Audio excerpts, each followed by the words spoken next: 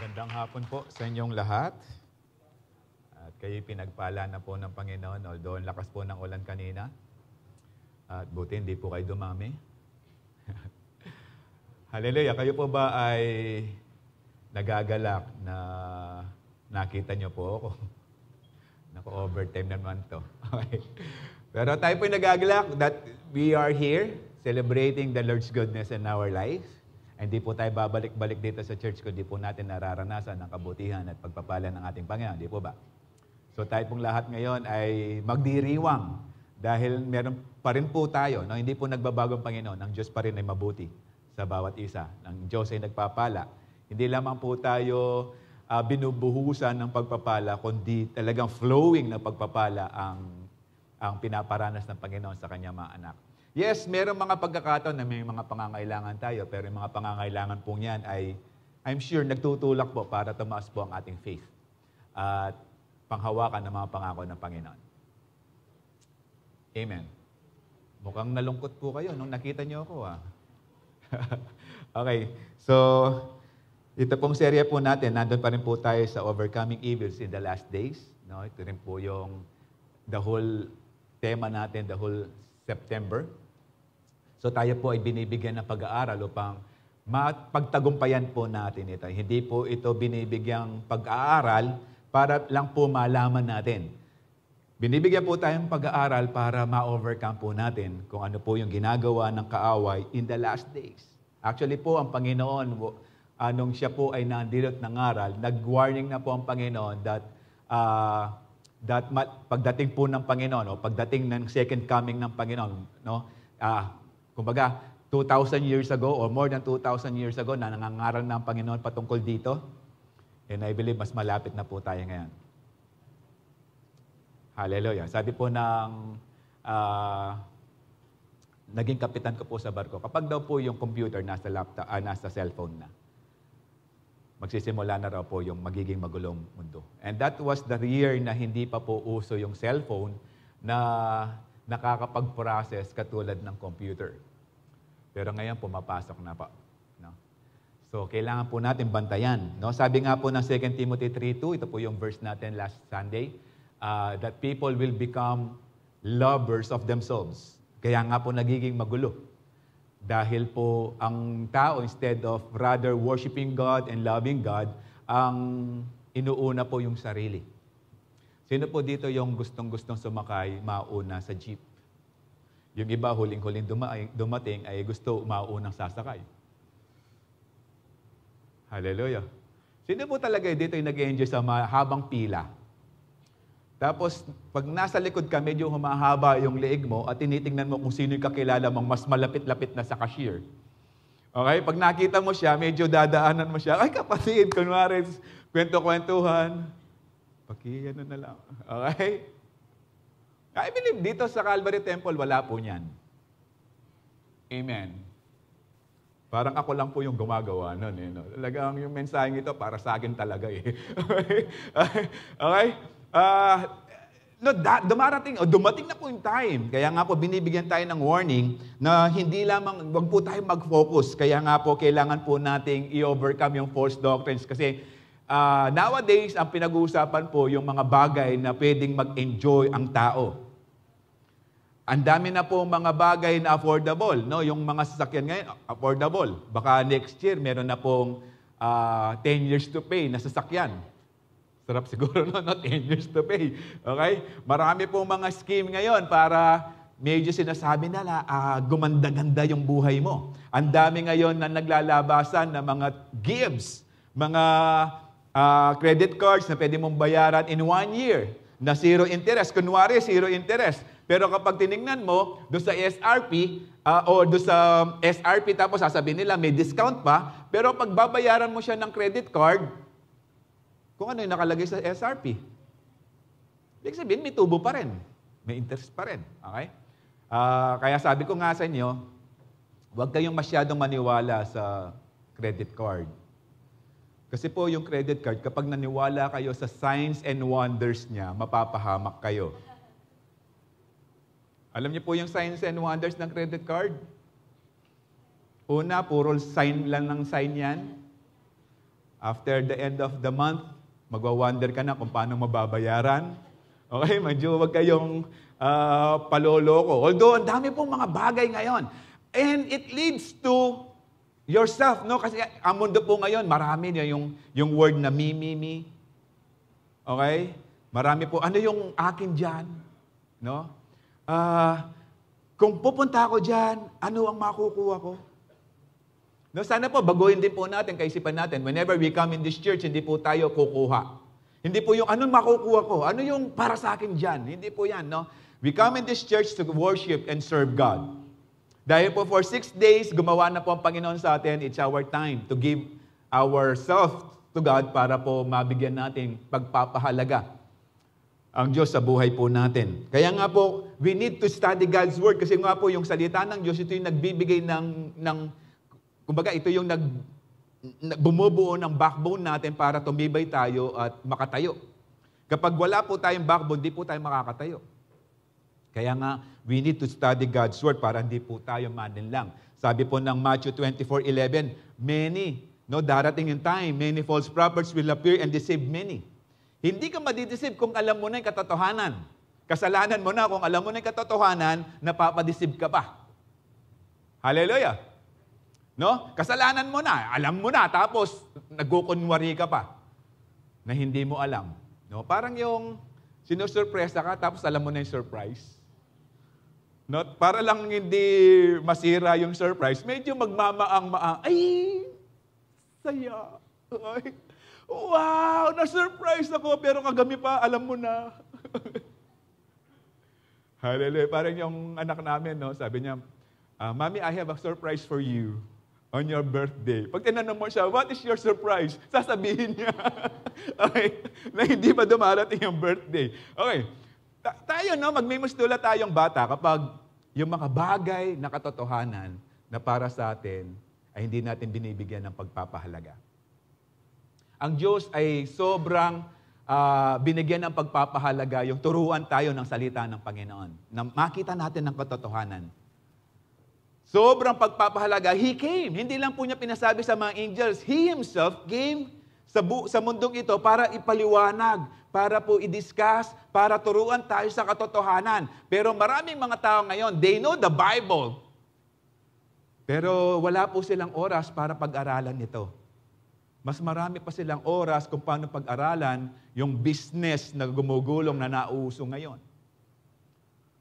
And maraming mga tao ngayon nakafocus na lang dun sa mga business. Kaya nga we need to study God's Word. Kaya nga po ang tema natin po ngayon is overcome worldly culture. Okay, tayo po muna yung manalangin. Amang Diyos, kami po ay lumalapit sa inyo at humingi ng patnubay sa aming gagawin. Maging Lord ang aming katalinuhan. Dalangin namin na kayo po ang magpala. Nawa sa aming pag-aaral, hindi lamang po kami matutot, kundi Lord, masunod po namin.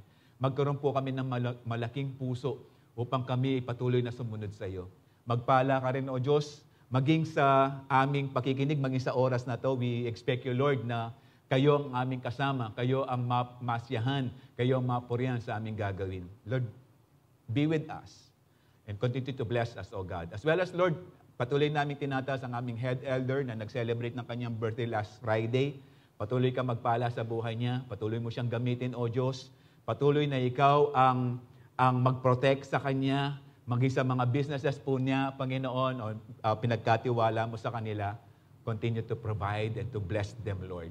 Be with him, Lord, sa kanyang buhay, maging sa mga plano mo pa na nakaplano para sa kanya, na binigyan mo, Panginoon, ng katotohanan na siya po ay lingkod mo na nandirito. At dalangin ko, Diyos, ay patuloy ang kabutihan mo ang maranasan niya sa buhay niya. Maging ang pamilya niya, Panginoon. Salamat, O Diyos, sa mga pagpapala na aming tatanggapin sa hapon pong ito. Salamat, O Diyos, na kayo pa rin ang magbibigay sa amin ng katalinuhan upang ang katalinuhan ito, O Diyos, ay maagawa po namin. Magkaroon din po kami ng lakas upang kami makasunod sa iyong mga salita. Thank you, Lord. Be with us. This we ask in Jesus' name. Amen. So, ang ibig sabihin po ng culture can be defined as all the ways of life, including arts, belief, institution. Ibig sabihin po niyan, it's the way of life, yung paraan ng buhay ng isang society. No? Marami ngayon Actually, tayo po, lahat may kultura na sinusunod. No? Actually, it's a system of belief or culture. No? Sabi nga ni Daddy kagabi, Daddy Bishop, ang kultura daw ng Pilipino ay pinantatakot ang multo. Sa totoo lang, yung nananakot ng multo, siya rin ay takot sa multo. Meron pang butid lumaki na hindi natakot sa multo? Hallelujah. Na kapag may namatay, hala! Tapos merong paru-parong nakita. Instead na i-appreciate yung magandang paru-paro, ang naiisip naman, naku, binisita tayo. Instead na makita natin, kayo ba, regular ba kayo nakakita ng paru-paro? Ng butterfly? Sa ngayon, nowadays? Bibihira. Pero kapag nakakita ka ng paru-parang lumilipad, kulay puti, ay, naku, ano yan? Okay? Instead na ma-appreciate natin yung magandang creation ng Panginoon, napupunta tayo dun sa namatay. Lalo na kapag itim, ay naku. Okay? Parang nakakatakot pag may butterfly. Okay? Kasi naging kultura natin, kapag may namatay, parang minumulto tayo. At pinatatakot din naman natin sa mga anak natin, pinapasa natin yung kultura na hindi naman maganda. By the way, sino po yung natutuwa na sila'y nakakita ng multo? Pero tayo lumaki niyan, no? Yung talagang kapag gabi na, Allah, uwi ka ng maaga kasi may multo. Hallelujah. No? Instead na tayo ay panggalingan ng tapang, lalo pa nating pinantatakot. Parang naging kultura na rin ng taga-Calvary. Ayun na si Pastor. No? Pinantatakot. Si Pastor. No? Akala ko nga sa mga bata lang nalaman ko, maging sa mga adult, nagagawa din. Ayun ni Pastor. Hala. No? Pinantatakot din sa mga may edad. Of course, wala dito. Nasa second service. Hallelujah. No, sa Tagalog po niyan is kultura, kabiasnan, sibilisasyon, o kalinangan. No? Actually, ganito po. Kultura po natin ganito. Palagay ko, narinig nyo na rin po. Nung bata tayo, sinasabi ng magulang natin, mag-aral ka ng mabuti. Kung tatanungin mo bakit, para gumanda yung future mo. Okay? Kapag nag-aral ng mabuti, eto na, natapos, hanap ka ng magandang trabaho. Para saan? Para gumanda yung buhay mo. At para maging masaya ang buhay mo. Okay? Hanap ng magandang trabaho. Pag nakahanap ka ng magandang trabaho, ang sasabihin naman sa'yo, hanap ka ng magandang mapapangasawa. Okay? Matinong mapapangasawa. Para ano? Para masayang buhay. Para gumanda yung future. Okay? Ngayon, nagkaroon ka na nakapagtapos ka na, nakapagtrabaho ka na, may asawa ka ng maganda o gwapo, no? Tapos sasabihin sa'yo, mag-ipon ka. Para sa anak, para gumanda yung future mo, gumanda rin. Eto pa, para pag nakuha mo ng lahat, kapag namatay ka, masaya ka. Ba't mo hihintayin pa yung time na mamamatay bago sumaya?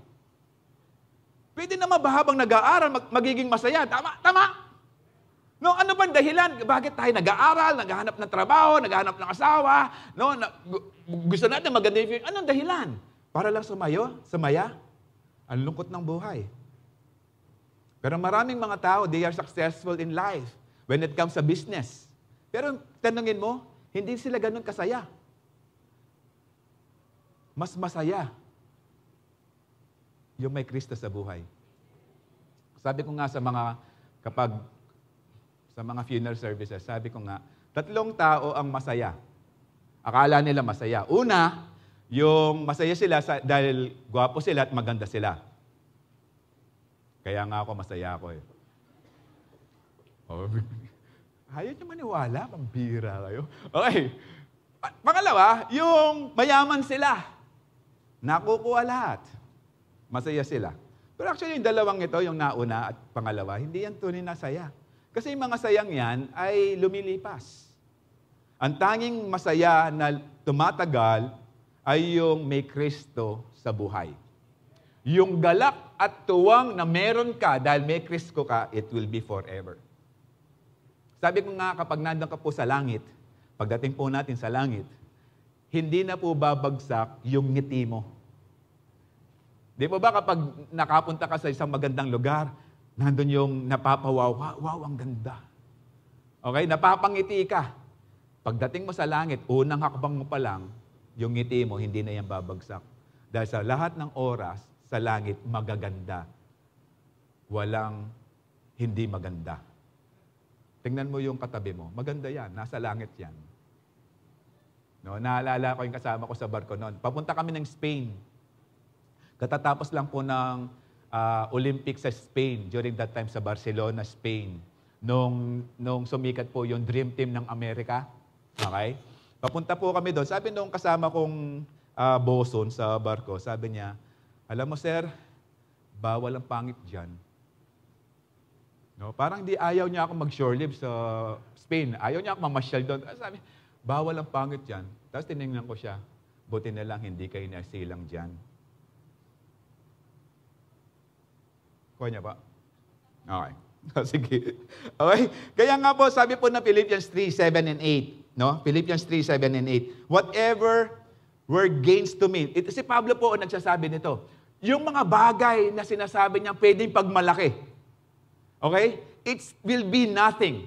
Pero ano yung kinonsider niya? What is more important, what is more worth rewarding is to know Christ Jesus in verse 8. Hindi yung mga bagay na meron ka, hindi yung mga bagay na medalya ka, ina-acknowledge ka, you are famous in this certain ideas or certain field. Pero hindi yun eh. Sabi ni Pablo, yes, kilala natin si Pablo. Napakaganda ng ministry ni Pablo. Pero si Pablo po, mayaman yan. Hindi ka pwedeng mag-Pharisee o mag-aral sa mga Pharisee school kung hindi ka mayaman. Isa sa mga kinonsider nila na kailangan mayaman kasi naniniwala sila kapag ikaw ay mayaman, pinagpapala ng Panginoon. Okay? Yun yung kultura nila. Yun yung idea nila. Pero kay Pablo, sinasabi niya, lahat ng yan, yes, batalino ako, nag-aral kay Gamaliel, pero I consider them rubbish. But what is important is the worth of knowing Jesus Christ. Yun lang po yung bagay. Alam niyo po yung bagay na nalalaman natin patungkol sa ating Panginoon? Forever po yan. Hindi yan mawawala sa buhay natin. Pero kapag mundo, kaya nga we need to overcome yung worldly culture. Kasi po ang mundo ay lilipas din po yan. Ngayon, eto. Akala natin, alam nating bigyang plano ang buhay natin. Akala natin. Ang dami pong nagpaplano dito na yung mga plano nila hindi naman natupad. Kaplano siya na bago mag-asawa, gagraduate muna ng college. Hindi nag-graduate ng college, nakabuntis. Hindi lang yon.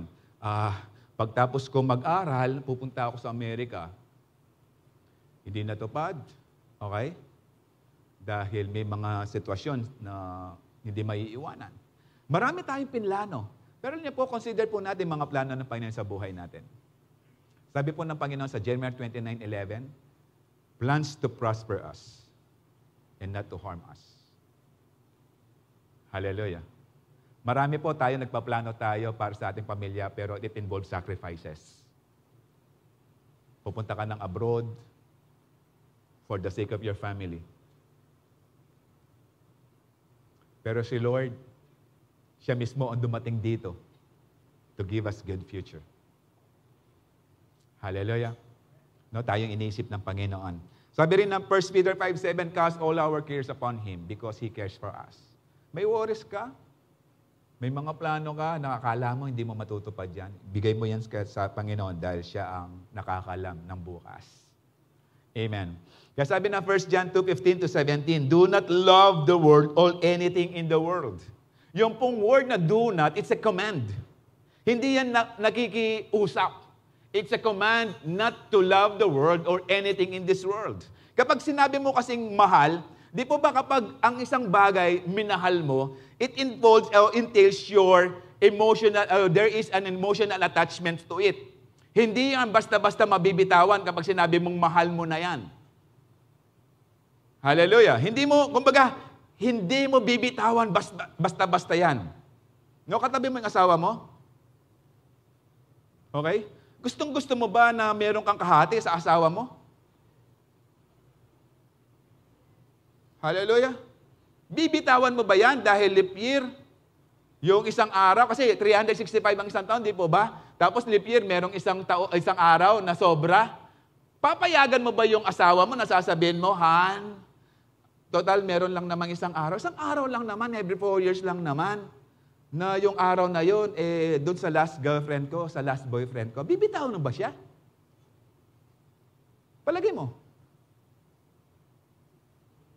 Hallelujah. Kaya nga sabi, kasi kapag minahal mo na sobra, yung bagay, kotse.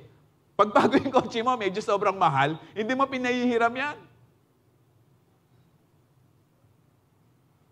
Pag cellphone, bago, hindi mo pahabak sa iba yan. Hallelujah. Damit na bago, hindi mo pahihiram yan. Pili ka na lang. Yung mga nabili ko na lang sa ukay-ukay, yun na lang. Huwag naman ito. Hallelujah. Ibig sabihin, kapag minahal natin yung isang bagay dito sa mundo, yung attachment natin, yung emotional attachment natin, nandun na. Hindi tayo hindi natin basta-basta iiwanan yan. Okay? Ito sabi naman, if anyone loves the Word, the love of the Father, for the Father is not in them. No, yung pagmamahal natin sa Diyos o ng Diyos sa atin, wala sa atin kasi nga, nakafocus tayo sa mundo eh. Hallelujah. Okay? Hindi ka naman pwedeng magmahal. No, mali yung kanta, hindi nangyayari yung kantang, sana dalawa ang puso ko. Tama ba ako doon? Parang, tama ba? Sana dalawa ang puso ko. Pero yung iba, ginagawang tatlo. Hindi pa nagkasya sa dalawa, nagiging tatlo. Okay? Pero hindi, isa lang ang puso natin eh. Kung saan nakafocus yung pagmamahal natin, yun ang pagsisilbihan natin. Yun ang susundan natin. Yun ang bibigyan natin importansya sa buhay natin. Tama? Okay? So sabi ng Panginoon, wag na wag. Kasi He wants our devotion. Gusto niya yung commitment natin sa Diyos lang. Kasi tingnan mo, magkukomit ka sa mundo, anong gagawin ng mundo? Iiwanan ka rin yan. Kapag miserable na buhay mo, kapag wala ka nang magagawa, kapag nandun ka na, kasi puro mundo, ano yung mga bagay na ginagawa ng mundo, naglalasing. No? Sigarilyo, nauso yung vape.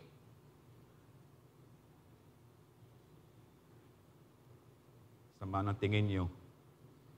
Kasi sinasabi nila, pwede to. Pang-Kristiyano to eh. Sabi ng studies, mas masama daw po sa katawan yung vape. Okay? Nagdodroga. Wow, tol, sarap, heaven. Pero pag lulong ka na, kapag addicted ka na, iiwanan ka ng mundo, kawawa ka. At hindi ka babalikan ng mundo. Hindi ka iingatan ng mundo. Hindi ka aalagaan ng mundo. Hallelujah. Meron ba dito nagkasakit, naging addict, mundo pinagamot niya? Meron ba dito na nasiraan na ng ulo dahil sa shabu? Alam niyo po yung shabu? It's mind-altering drug. Kapag normal ka, ginamit mo yon, sino-short circuit niya yung mga brain cells mo. At kapag yung mga brain cells na matay, hindi yan nagre-regenerate, yung ginagawa ng shabu. Kaya nga maraming mga shabu addicts, na iba na yung andar ng utak nila. Nagiging taong grasa. Alam niyo ang tawag sa mga anak ng taong grasa? Alam niyo? Baby oil. Okay? Nag-iiba, pero hindi darating yung mundo para aalagaan ka. Pero ang Diyos, kapag inuna among Diyos, ang sabi ng Panginoon, I will never leave you. I will never forsake you. Hallelujah. No? In verse 15, for everything in the world, no? In-explain na po ito. Ano po yung everything? Ano po yung love of the world? The lust of the flesh, the lust of the eye, and the pride of life. Alam niyo po yung katawan, ang daming gusto niyan. sabi ko nga sa isang kapatid, lalaki siya, gusto mag-gym eh. Okay lang, kahit isa lang yung ab mo. Kasi yung uso, yung 8 packs, no? 8 packs. Sabi ko, okay na, kahit isa lang yung ab mo. Basta malaki. Kasi yung 8 packs maliliit eh. Tama? Okay? Ito pa. Kapag nag-flex yan, kasi katawan, pag sinunod mo, talagang magiging slave ka niyan eh. Tingnan mo yung mga nagbabody building. Yung nagbubuhat nagpapaganda ng katawan. Akala mo ba madali lang yan? Ibang diet niyan. Kakain ng itlog, yung puti lang ang kakainin, hindi yung pula. Di ba masarap ang pula? Doon tayo nag-aagawan nung bata tayo eh. Kami nung bata kami, kapag nagprito yung nanay ko ng sunny side up, pag hinapti yan sa 5, ang portion, natitingnan namin portion, saan yung malaking pula? Hindi yung malaking puti. Tama? Kaya ang ginagawa ng nanay ko, para medyo magkasya sa amin, yung isang itlog, i-scramble na niya. Tapos, ipiprito niya sa malaking kawali. Okay? Tapos, kapag medyo maluluto na at ilalagay na sa plato para hihiwain niya, ang gagawin niya, isasarado lahat ng bintana. Yung walang hangin. Kasi pag nahanginan niya, lilipad sa sobrang nipis. Pero nahati naman sa 5. Malaki-laki, no? Okay. Pero ito yung bagay, no? Hindi natin, yung mga nagba-bodybuilding, no? Hindi yan ganon kadali. Hindi basta-basta kumakain yan. Ang pagkain yan, kokonti. Pinipili pa yung pagkain nila. Hindi katulad natin. Eat all you can. No? 2 na yung manok, may spaghetti pa. Hallelujah! Ba't ganyan ang tingin niyo sa akin? Okay? Kaya nga po, no, last of the flesh, yung flesh there, yeah.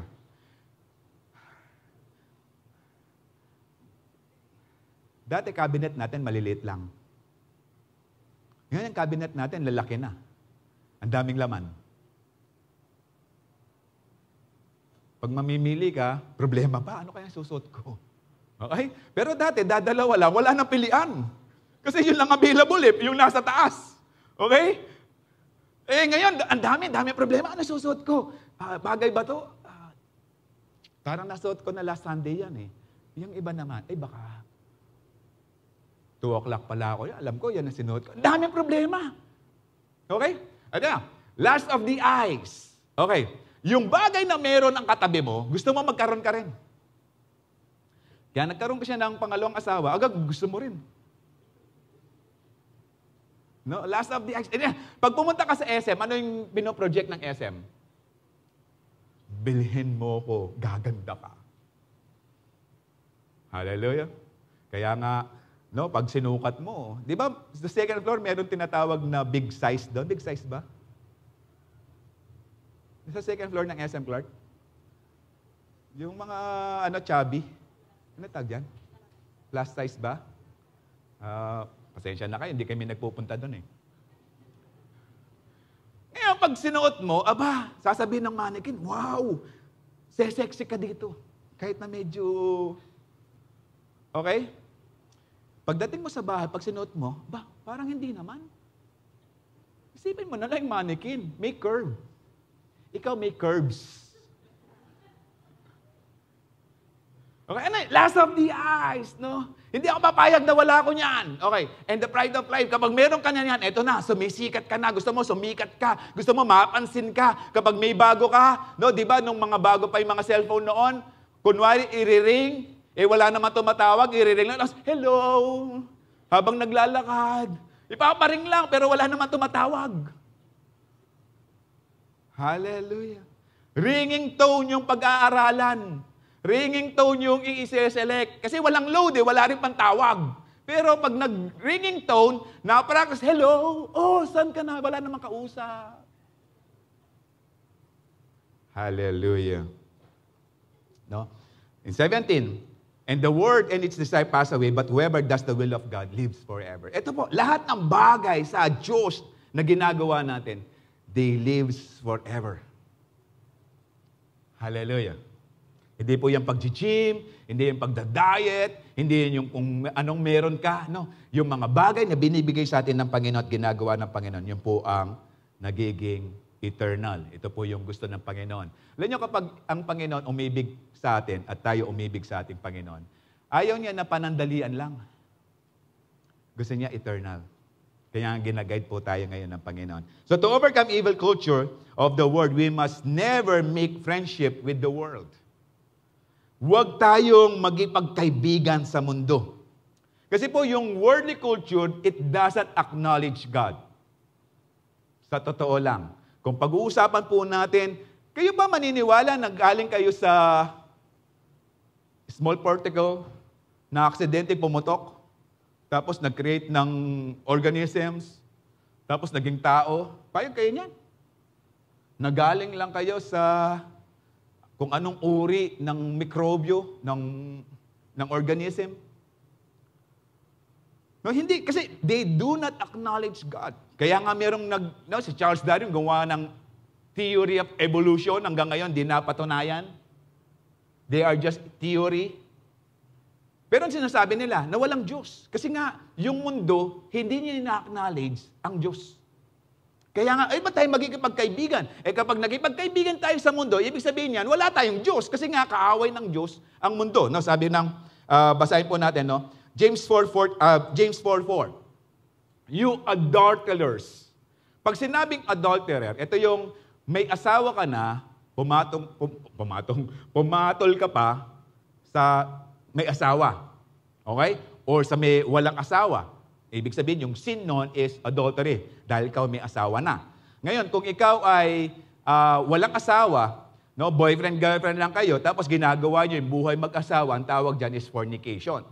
Pero sinasabi niya, new adult, ibig sabihin, meron ka ng ibang minamahal, ito pa, pipili ka ng pagmamahal. Ibig sabihin, dalawa ang minamahal mo. No? So you adulterers, don't you realize that friendship with the world makes an enemy of God? Kasi ayaw ng Panginoon. Excuse. Ang gusto ng Panginoon, sabi na Romans 12:9, yung love natin kailangan sincere. Kailangan committed tayo sa ating Panginoon. Ayaw niya na may kahati ang Panginoon kasi alam niya, kapag may kahati ang Panginoon, mapapahamak tayo. Alam ng Panginoon, kaya nga gusto niya yung devotion natin nasa Kanya lang. No, hindi tayo lilipat-lipat. Tingnan niyo yung buhay. Kapag ikaw, anong gusto ng tao? Isang asawa lang, di ba? Pero anong gusto ng mundo? Smorgasbord as long as you can. Okay? Pero kapag nag-anak yan, ang daming problema kasi yung sweldo mo, divided by na. Pero kung isa lang, yun ang nais ng Panginoon, natututukan. Hallelujah. Amen? Okay? Kaya nga nais ng Panginoon, no, na isa lang. Kasi nga, sabi ng Philippians 3:18-19, I have often told you before and say again, even with tears, no, nandun na yung emosyon ni Pablo, no, nung sinusulat ito, many live as enemies of the cross of Christ. Their destiny is their stomach, no? Their destiny is destruction. Their God is their stomach. Flesh talaga. Bakit po nauso yung eat all you can? Bakit hindi nauso yung eat all you can't? Tapos lang halaga lang, $1.99. Eat all you can. Tapos yung nakahapag naman, puro taba, puro mantika, chicken feet, pero puro kalaykay. Chicken feet eh. Okay? Although healthy yung chicken feet, no? Kasi, ano daw yun? Natawag na kasi? Ano kasi yun? Collagen. Okay. Collagen. It's a natural daw yun. Okay? Pero ito, lahat tayo nag-enjoy sa pagkain. Amen. May magana nga lang kumain, mayroong mabagal kumain. Pero ito, walang tao na hindi hinangad na matikman lahat ng pagkain. Hallelujah. Tingnan mo sa mga napag-usapan namin last Friday.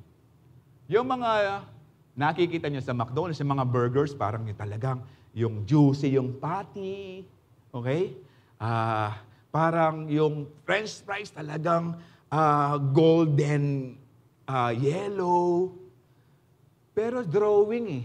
Ibig sabihin, hindi talaga sila tunay. Ibig sabihin na Photoshop na sila. Kaso nga lang, tayong mga tao, may mata tayo, last of the flesh, parang gustong-gusto nating, yun ang kainin natin. Kaya nung sinerve, tinitingnan natin, asan yung anggulong ganon? Wala. Pero nakuha na yung last of the flesh mo para ma-enjoy mo siya, para makain mo siya. Talo ka nga lang kasi nagbayad ka. Hallelujah. Okay? Kaya nga, their destiny is destruction and God is their stomach. Sabi na 2 Corinthians 4:14, do not be yoked together with unbelievers. Kaya nga, you adulterers, no? Binibigyan tayo ng warning ng Panginoon. No? Ito, in-explain din ni Daddy Bishop kagabi. Yung mga Hudyo, during that time, kapag sila ay nag-farm or gumamit ng baka para araruin yung lupa, gumagamit po sila ng 2 baka. Pag sinabing, do not be yoked together, meron po kasing, ano yung yoke? Yung dito? Pamatok? Sa mga Pilipino kasi, isa lang eh. Pero sa mga Hudyo, 2 po yan. Kapag ang kapamatok ng baka, kabayo, hindi po yan didiretso. Kasi mas mabilis maglakad ng kabayo kaysa sa baka. Hindi rin pwedeng donkey. Sobrang bagal naman ng donkey kaysa sa baka. Tapos, mas maliit pa yung donkey, mas malaki yung baka. Kaya ang tendency kapag nakipamatok ka dyan, iikot. Hindi magiging diretsyo. Okay? Tayo mga believers, mga matataas tayo. Hindi tayo pwedeng bumagay, makibagay, o makipagbarkada sa mga unbelievers. Okay, pwede tayo makipagbarkada, makipagkasundo sa kanila, but not to enjoy what they are enjoying.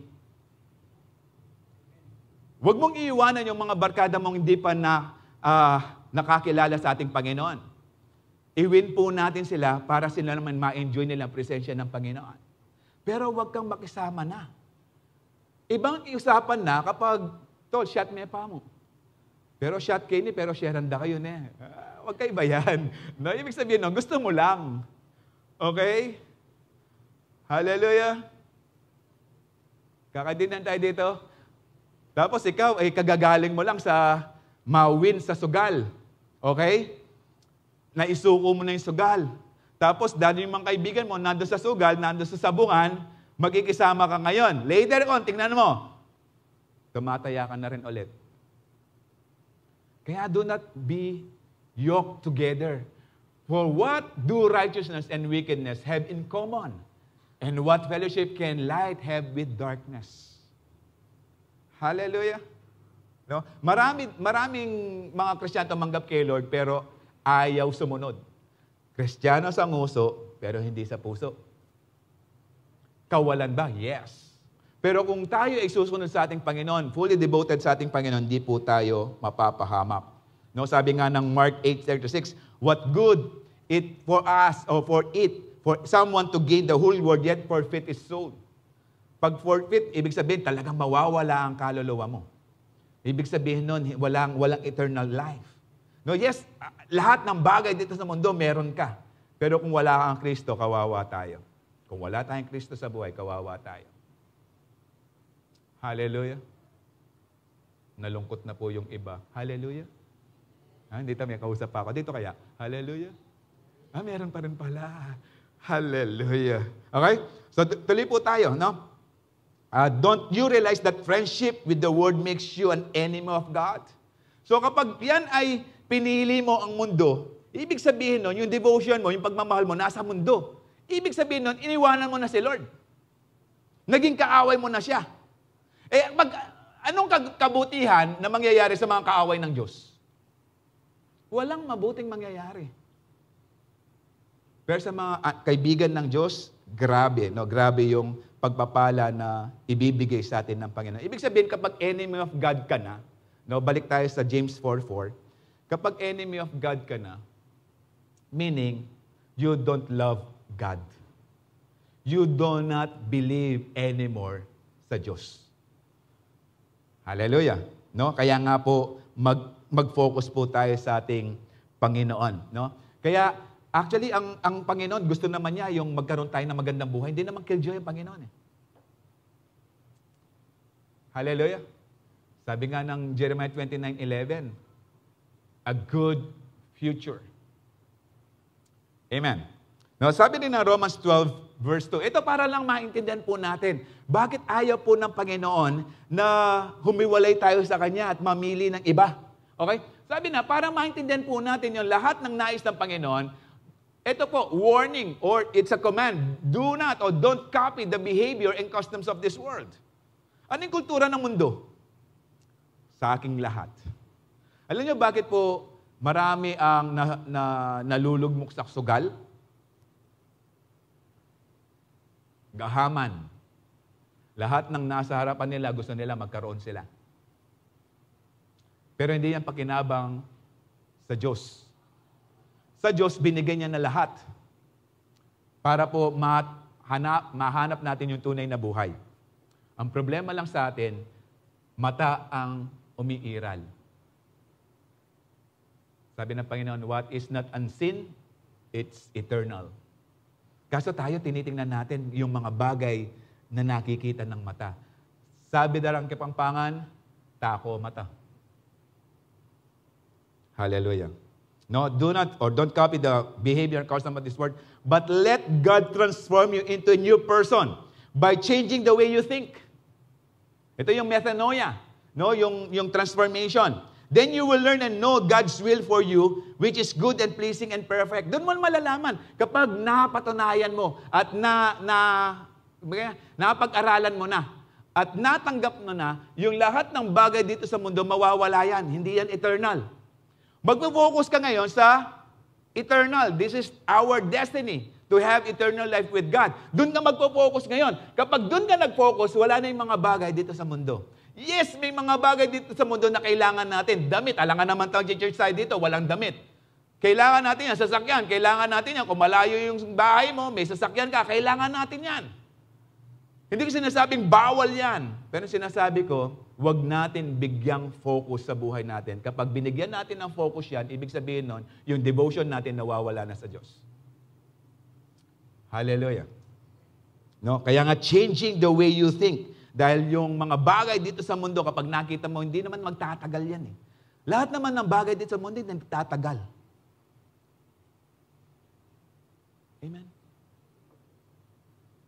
Amen?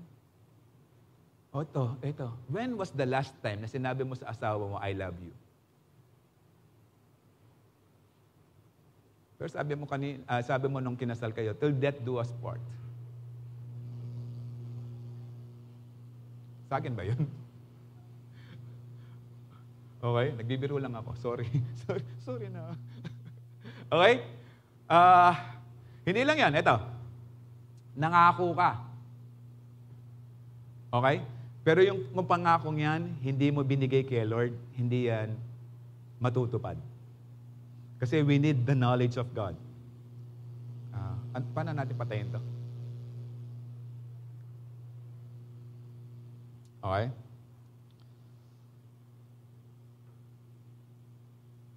Okay. In 2 Corinthians 6:17, no? To chapter 7 and 1. Therefore, come out from among unbelievers. Pag sinabing come out, umalis na dyan. Pakitanggal na. Okay. Ibig sabihin, pakitanggal na yan tuloy. No? Ibig sabihin yan, hiwalay na, no? Umalis ka na. Come out from among unbelievers and separate yourselves from them. Pag sinabing separate, lumayo ka na. Okay? Pinalis ka na, hindi ka lang pinalis, lumayo ka pa. Okay, for what reason?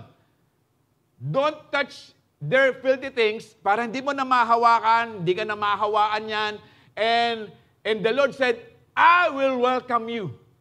Ibig sabihin, kung inaasahan ang mundo ang magpo-provide sa iyo, umalis ka dyan. Then mararanasan mo yung provision, yung pagkilos ng Diyos sa buhay mo. And 18, and I will be your father. Alam niyo, sa totoo lang, if God is our Father, hindi tayo mapapahamak. Dahil walang ama na gusto ang anak niya mapahamak. Yung mabuting ama. Ang ating Diyos ang pinakamabuting Ama. Amen? So you will be my sons and daughters, says the Lord Almighty. In verse 7, verse 1, no, because we have these promises. Ano yung these promises? That He is our Father. Hindi na tayo pababayaan. Let us cleanse ourselves from everything that can defile our body or spirit. Ibig sabihin, it's our decision to commit, to fully committed sa ating Panginoon. It's our decision na patuloy tayong sumunod sa ating Panginoon. It's our decision then para lahat ng bagay magbibigay kapurihan sa ating Panginoon. Yun ang isipin natin. Yun yung focus natin. Di po ba nung tayo ay in love sa ating asawa, lahat ng mga mabubuting bagay na naisip natin, nagpo-focus kasi tayo sa Kanya, gusto natin maranasan niya. Amen? Kaya minsan sa mga kasalan, ang daming sinungaling. Till death do us part. After 5 years lalapit, Pastor, kumusta ka na? Ito po, iniwanan na ako. Akala ko ba till death do us part? Hallelujah! Of course, wala dito niyan. Tama? Nasa second service. Tungtuwa naman kayo, no? Okay. Let us work together, complete holiness, because we fear God. No, the reason why na kaya nating mag-focus sa ating Panginoon, pag natutunan na nating mahalin at magkaroon ng banal na takot sa Diyos. Kapag hindi natin binibigyan ng mataas na respeto ang Panginoon sa buhay natin, hindi natin magagawa yung mga bagay na gusto ng Panginoon. For sure. Hallelujah. No? Sabi ng Psalms 1, verse 1 to 3, Blessed is the man who walks and not in the counsel of the wicked. No? Ang dali kasi, kasi magipag-umayon sa mga gusto ng mga, pag sinabing wicked, walang Diyos. Okay? Madalas ito, may problema ka, shut natin. Wala ba? Mas lalong dadagdag eh. Kasi problema mo pa, paano bababayaran yung mga ininom nyo? No? Tapos pangalawa, paano ka uuwi? Lalong tumagdag yung problema. Nor stand in the way of sinners and sit in the seat of scoffers. Okay? Ibig sabihin, hindi yung mga bagay na ibibigay ng mga kaibigan nyo. Okay? Kung hindi Kristiyano yan, sigurado ang mga pangako niyan, ang mga advices niyan, mga common, mga pwede naman eh. Alam mo naman eh. Pero kung mga Kristiyano yan, nasasabihin sa inyo, pag-pray natin kapatid. Amen? Lapit natin sa Diyos. But, kaya nga po, blessed yung taong ito, sabi niya in verse 2, but his delight, yung kanyang kagalakan, is in the law of the Lord, and on His law, he meditates day and night.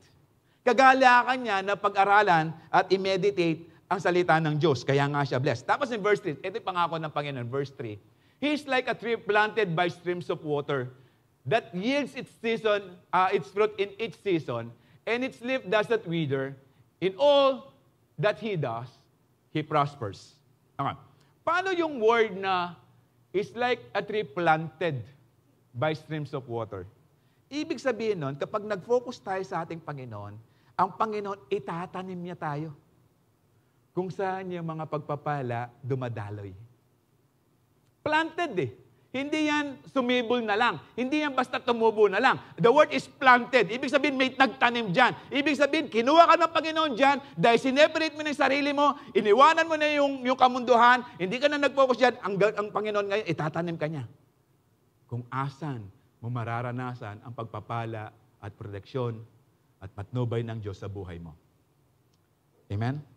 Kaya nga, in all that He does, prospers. Hallelujah.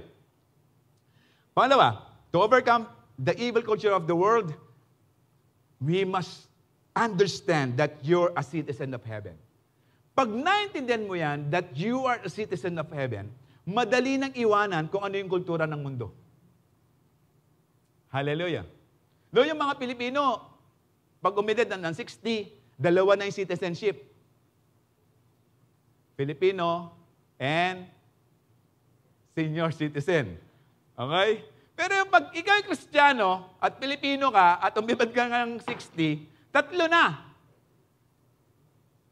Filipino citizen, senior, at citizens of heaven. Amen? Ang sarap ata nun. Hallelujah. Na ikaw ay mapabilang. Kapag naintindihan mo yun, madali na sumunod kay Lord. Alam niyo po, kapag ikaw ay citizen, ine-expect ng bansa na sumunod ka sa panuntunan niya. At ine-expect din niya na kaaway mo yung kaaway ng bansa. Kasi citizen ka eh. Kayo ba'y natutuwa na kapag binubuli tayo ng China? Oh, action. Tuwang-tuwa. Tuwang-tuwa ka? Di ba nagagalit ka because we are Filipino citizen? Tama? And if we are heaven citizen tayo ng Panginoon, in-expect din ng Panginoon na tayo sumusunod sa Kanya. In-expect din ng Panginoon kung anong kaaway niya, kaaway din natin. Amen? Hallelujah. Kaso nga lang, ginawa ng mundo, ginawa ng Diablo o ni Satan. No, sabi ng 2 Corinthians 4:4, no, the God of this age has blinded the minds of unbelievers so that they cannot see the light of the gospel of the glory of Christ, who is the image of God.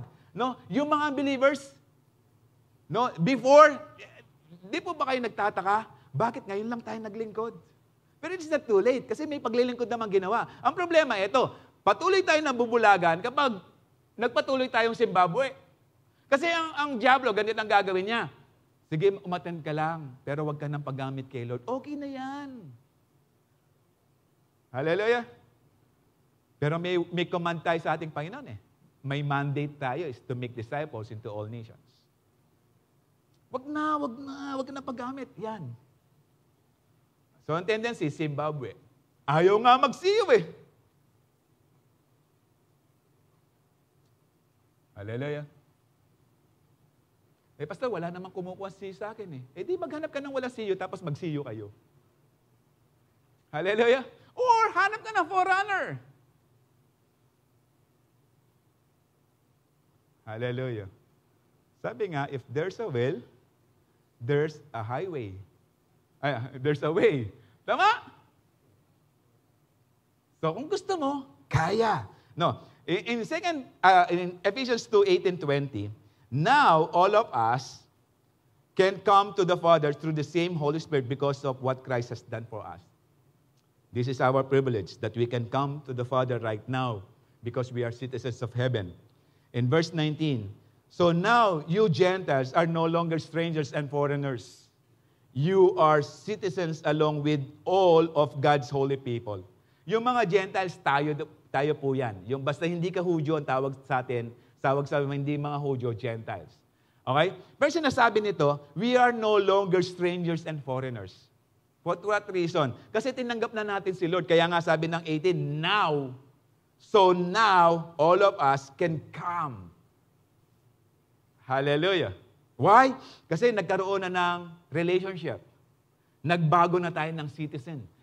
Nagkipag-alay na tayo sa ating Panginoon, hindi na sa kalaban ng Panginoon. Okay? You are members of God's family. At if you are God's members of God's family, or if you are a member of God's family, meaning the way you talk, the way you speak, the way you act, katulad ng mga anak ng Diyos. Hallelujah. Together, we are His house, built on the foundation of the apostles and the prophets, and the cornerstone is Christ Jesus Himself. So, apostles and prophets, ibig sabihin, the New Testament and the Old Testament. Pero lahat ng yan, ang cornerstone, pinaka-foundation nila, ang ating Panginoon.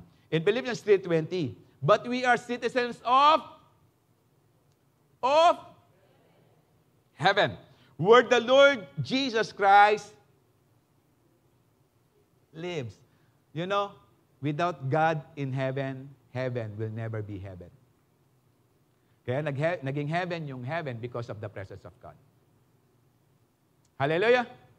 Kaya nga, we are citizens of heaven where the Lord Jesus lives. And we are eager waiting for Him to return as our Savior. Di ba kapag tayo umibig sa ating Diyos, just like yung mga mahal natin sa buhay na nag-abroad, tuwang-tuwa tayo kapag dumarating na sila, no? Kapag darating na sila, tapos naghihintay na tayo sa airport, nandun tayo sa ilalim, no?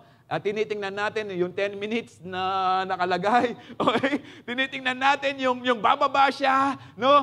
Hindi lang tayo nakatingin doon. Ang nakatingin tayo doon, anong dala niya sa atin? Hallelujah! Hinintay natin si Lord dahil dala niya sa atin buhay na walang hanggan. Hallelujah! Pagpapalit mo ba yung buhay na walang hanggan sa buhay dito sa lupa? Kapag tayo'y naisilang tayo sa mundo na punong-puno ng problema, punong-puno ng kaguluhan, punong-puno ng kasakitan. Tama? Pero kapag tayo namatay, pumapatok tayo sa mundo ng punong-puno ng kapayapaan, pag-ibig ng Diyos, at katapatan ng Diyos. Hallelujah! No, kaya kailangan natin maintindihan ito dahil pauwi tayo dun eh. Hindi tayo dito. We are just foreigners in this land. Hallelujah. Iiwanan mo rin kung ano yung mga bagay niya. Alam mo, sa totoo lang, 20 years from now, kapag ikay namatay, hindi ka na pag-uusapan. 20 years from now, kung ngayon ka mamamatay, hindi ka na pag-uusapan. Pero what is lasting? Yung devotion mo sa ating Panginoon. Yung relationship mo sa ating Panginoon. Yung buhay mo sa harapan ng ating Panginoon. Kaya nga, Colossians 3:20, 3:2, set your minds on things above and not on earthly things. Kasi lahat ng mga bagay nandirito, mawawala lahat ng yan. No, kaya nga, kung tinanggap natin si Lord as our Lord Savior, our life will be forever. No? Ibig sabihin, yung oras natin, yung panahon natin, yung lakas natin, yung pag-ibig natin, ibigay natin sa Lord. At hindi tayo mapapanghamak. Meaning, lahat ng nais ng Panginoon, sumunod tayo. For what reason? Lahat po tayo, we are servants of God. Amen. We were created to serve the living God than to please ourselves. Hallelujah. In 1 Peter 2:10-11, once you have no identity as people. Alam niyo kung ano yung ibig sabihin nito? That we don't have identity as people. Kasi po dati, ang inisip lang natin, sarili lang natin. Inisip lang natin yung ano yung mga mapapala natin. Inisip lang natin kung ano yung meron ako, anong dapat meron ako, anong dapat na magkakaroon ako. And now, sabi ng salita ng Diyos, you are God's people. Ibig sabihin, nasama ka na sa mga taong nag-iisip na patungkol sa Diyos. Nag-iisip na paano sumunod sa Diyos. Once you receive no mercy, now you have received God's mercy. Dati, because you live for yourself, ikaw lang, ang sarili mo lang, ang iniisip mo, then you have walang mercy sa ating Panginoon. But since you have this relationship with God, nandun yung mercy ng Panginoon. Dear friends, I warn you as temporary residents and foreigners. Hallelujah. In this word, to keep away from worldly desires that wage war against your very soul. No, yung bagay na magpapahiwalay, yung bagay na lumalaban pa sa ating mga kaluluwa. Kasi ang kaluluwa natin, alam niya na pupunta tayo, merong buhay na walang hanggan. Pero ang tanong, saan mag-i-stay ang kaluluwang yan? Hallelujah. Kaya nga sabi ng Romans 12:2, it's by the renewing of your mind. At kapag na-renew yung mind natin based the foundation ng ating Panginoon, then we could understand what is a citizens of heaven. Third, to overcome this evil culture of the world, we must live as ambassadors of Christ. Sabi niyo mga ambassador. Okay. Alam niyo po yung word na ambassador is a credited diplomat sent by a country or its official representative to a foreign country. A person who acts as a representative or promoter of a specified activity, or a person sent on a mission to represent another. Ibig sabihin, other word nito is agent, delegate, emissary, envoy, legate, minister, representative. Sa Tagalog is embahador, kinatawan, sugo, ambasador, legado. Hallelujah. Ano pong bansa ang pinaka-powerful sa mundong ito? Philippines. Amen? Ayaw niya okay. USA. Okay. Alam niyo po, one time, ito po, nabasa ko lang, no? Kapag ikaw ay US ambassador, kapag ikaw ay kakain sa isang restaurant, hindi lang lahat ng kakain mo bayad na, babayaran ng gobyerno, lalo na kung 5 minutes na lang. Tapos, hindi lang yung kakain ka. Kapag gusto mong kumain sa labas, kung ikaw ay ambassador ng Amerika, halimbawa sa Pilipinas, sasabihin mo yung lugar ng kakainan mo.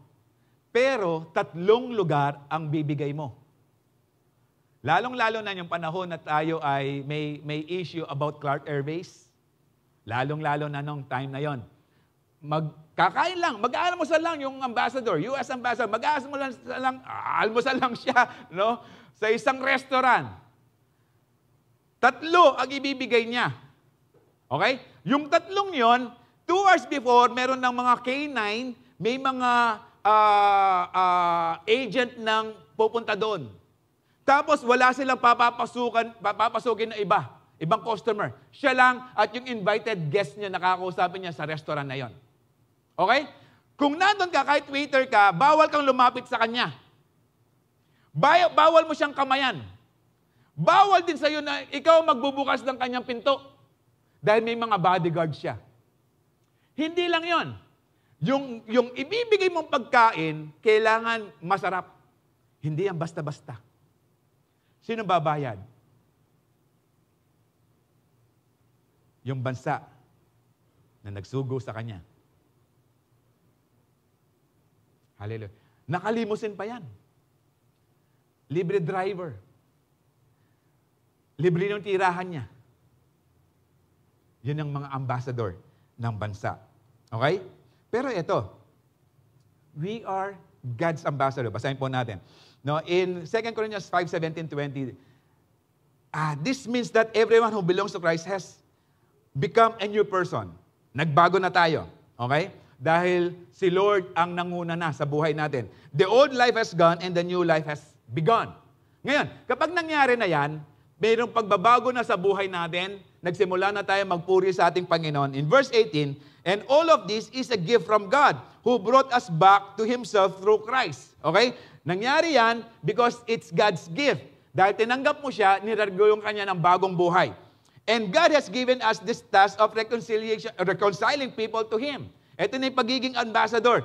Tayo po ay binigyan ng task. Kung tayo ngayon naglilikod sa ating Panginoon, ginagamit ng Panginoon para sa kanyang ubasan, meron tayong task is to reconcile people back to God. Okay? In verse 19, for God was in Christ reconciling the world to Him, no longer counting people's sins against them. Okay? And He gave us this wonderful message of reconciliation. Yung mga ambassador po, hindi pwedeng magsalita sa lugar na kanilang pinuntahan na gagamitin nilang salita yung galing lang sa kanila. Lahat ng mga ambassador, kapag sila ay nakipag-meet sa isang presidente ng bansa na kung saan nandun sila, yung idinadala nila mensahe ng presidente ng bansa nagpadala sa kanila. Hallelujah. And that is the same thing with us. Tayo mga ambassador, meron tayong message. Ang message natin sa mga wala pa sa Diyos, kaya nga tayo gagamitin ng Panginoon, ang message natin, God is no longer counting people's sins against them. Ayaw na ng Panginoon, no? Gusto ng Panginoon, reconciliation na. No? At binigay na wonderful message of reconciliation. In verse 20, so we are Christ's ambassadors. God is making His appeal through us. Okay? We speak for Christ when we plead, come back to God. Ito yung message natin. Ito yung pinasasabi ng Panginoon. Come back to God. Hindi niya tinitingnan kung anong kasalanan mo. He wants to forgive you. Nais ng Panginoon makipag-reconcile. At kasama yon yung kapatawaran sa ating mga kasalanan. Ngayon, babaguhin ng Panginoon ang buhay mo. Kapag lumapit ka sa ating Panginoon, babaguhin ng Panginoon ang buhay mo. Alam ng binago na ng Panginoon ang buhay mo? Kapag ikaw ay nagiging ambassador na ng Panginoon. Kapag ang mensahe ng Panginoon na isi-share mo na sa iba. Hallelujah. Hallelujah. Kaya nga po napaka-importante po na CEO natin. Sa mga CEOs natin, doon po natin na ipapadala yung mensahe ng Panginoon. Doon natin na ipapaliwanag. Doon tumataas at gumaganda yung discussion. Doon yung bagay na nina-enjoy mo na mensahe ng Panginoon, doon natin patuloy natin dinidiscuss, patuloy natin pinag-uusapan. Hallelujah. Kaya sabi ng Panginoon, out of the overflowing of the heart, the mouth speaks. Kung ano yung bagay na tinanggap mo sa ating Panginoon at kung paano ka nasiyahan at gagalak in hearing God's word, magpapatuloy yan na mamutawi sa iyong bibig. Patuloy na babanggitin at babanggitin mo yan. Hallelujah. In Matthew 28:19-20, this is our mandate. Therefore, go and make disciples of all nations, baptizing them in the name of the Father and of the Son and of the Holy Spirit, and teaching them to obey everything I have commanded you. It's God's command to go and make disciples of all nations. It's God's command. Hindi po yan command ng pastor, ng church, o ng CEO o runner mo. It's God's command. At alam nyo, kapag hindi mo sinusunod ang command ng Diyos, ang tawag dyan, rebelde. It's God's command sa lahat ng mga ambassador ng Panginoon. Ito naman pangako ng Panginoon. And surely, I am with you always to the very end of this age. Yung ambassador ng Amerika, napakalakas niya because of America. Tayong mga ambassador ng Diyos, gaano tayo kalakas? We have the backup. We have the Word of God. Surely I am with you always to the very end of the age. Hallelujah! Gaano tayo ka-powerful? Because we have the Almighty God backuping us sa lahat ng ginagawa natin for His glory and for His name. Hallelujah! Hallelujah! Sana po tumitimo po sa puso natin ito. Dahil pag hindi po tumimo sa puso natin ito, hindi natin magagawa. Kaya nga, we need to understand that we are all God's ambassador. At kapag ikay ambassador, sabi na Romans 1:16, I am not ashamed of the gospel. Lahat ng mga ambassadors, hindi yan nahihiyang sabihin kung ano yung pinasasabi ng bansa nila, ng presidente nila. Even us, tayong mga anak ng Diyos, hindi dapat tayo mahiya doon sa mga gospel, sa mga salita ng Diyos na pinahahayag ng Panginoon sa mga taong hindi pa, wala pang ugnayan sa Diyos. Sana, wag tayong mahiya. For what reason? Because it is the power of God that brings salvation to everyone who believes. First to the Jews, then to the Gentiles. Yes, it's God's power for salvation. Alam mo yung bagay na taong namamatay? At alam mo yung word ng Panginoon ang magbibigay buhay sa Kanya? Ipagkakait mo ba ito sa Kanya? Mahihiya ka ba sasabihin sa Kanya na, kapatid, mabubuhay ka kapag narinig mo ang salita ng Panginoong ito? Kung alam mo yung salita ng Diyos magbibigay sa Kanya ng buhay, ikakahiya mo ba na sabihin sa Kanya ng sikreto ng buhay ay ang salita ng Diyos at paglilingkod sa ating Panginoon? Nakakahiya ba na yung taong sisharean mo ng salita ng Diyos magkakaroon siya ng buhay na walang hanggan? Nakakahiya ba na ipahiwatig ang kabutihan ng Diyos sa buhay mo at sa buhay ng taong yan? Hallelujah! Be proud and be grateful as God's ambassador. Don't be ashamed in proclaiming His good news. Amen? Sabi po ni King Solomon sa Ecclesiastes 1 verse 2, meaningless. Meaningless. Everything is meaningless. Si King Solomon ang pinakamatalinong taong nabuhay dito sa lupa. Pero sinasabi niya, it's meaningless. Meaningless, says the teacher, says Solomon. Utterly meaningless. Everything is meaningless. Siya ang pinakamayaman na hari ng Israel. Pero sinasabi niya, meaningless. Meaning, he has everything. Pero sinasabi pa niya, meaningless, meaningless. For what reason? Sabi na Ecclesiastes 12:13, the conclusion of the matter, fear God, keep His commandments, this is the full duty of mankind. Fear God and keep His commandment.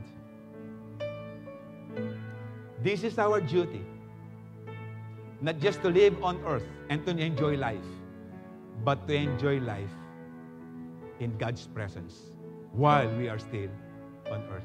Kaya nga po may panalangin tayong tinuro ng Panginoon, Our Father who art in heaven, holy is your name. Your kingdom come on earth as it is in heaven. Hallelujah. Nawa, ang mensahe pong ito ay nagpabago kung paano tayong paglilingkuran ng ating Panginoon. So, to overcome worldly culture, first, never make friendship with the world. Understand that you are citizens of heaven. And third, live as an ambassador of Christ. In 1 John 5, 4-5 said, For every child of God defeats this evil world because we have God. And we achieve this victory through our faith. And who can win this battle against the world? Only those who believe that Jesus is the Son of God. Do you believe that Jesus is the Son of God? Then you can overcome this worldly culture. We can defeat the evil culture of this world by relying on Jesus alone.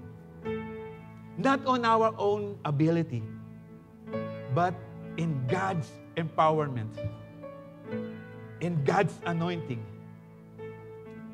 Hallelujah. Nawa, sa hapong pong ito, na nagkaroon po tayo ng kamalayan, na hindi lang po tayo dito mabubuhay. Merong hinanda ang Diyos sa atin. Sabi ng John 4:14, In my Father's house there are many rooms. There are many mansions. And I am telling you this, sabi ng Panginoon, and I will prepare one for you. Hallelujah. Pero we need to acknowledge God in our life. Hindi yung suporta ng mundo, kasi ang mundo hindi kanya susuportahan. Kundi having the support of God in your life. At hindi ka mapapahamak. Kundi mararanasan mo pa. Sabi ng Psalms 23 verse 6, Surely goodness and love and mercy of God will follow you all the rest of your life. And what is the good thing is, and I will dwell in the house of the Lord forever. Hallelujah! Praise God! Tayo pong lahat ay tumayo.